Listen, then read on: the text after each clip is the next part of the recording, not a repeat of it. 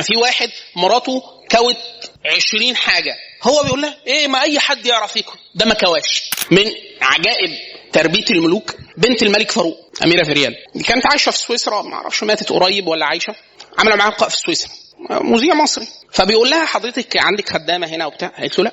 قال لها طب بتغسلي ازاي؟ قالت له انا اللي بغسل. تكوي ازاي؟ انا اللي بكوي. طب بتعملي ايه تاني؟ قالت له انا بحب الزرع ومربيه مش عارف ايه. قال لها طب وكذا؟ قالت له لا انا اللي بروح.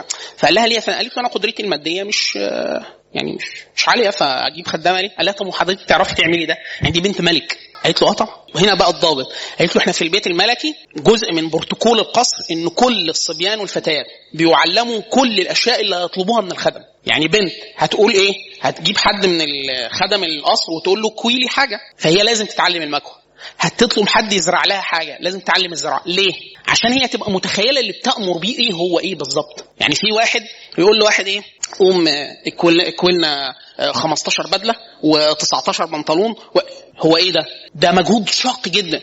لو واحد وقف على مكوى وجرب الحر وبتاع يبقى عارف المشقه، فلما يجي يطلب اما يبقى عارف المشقه 2 او يشكر على المشقه. يعني في واحد مراته كوت 20 حاجه، هو بيقول لها ايه ما اي حد يعرف يكوي، ده ما كواش.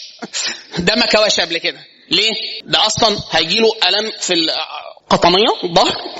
واحد يقول لك هيقعد المكوى هتلف السخونه خلاص، يعني هو ما جربش هذه المشقه. طب الغسيل يقول لك دي غساله، طيب طلع الحاجات من الغساله حطهم في الطبق، اقف انشر شوف ترتيب الحاجات.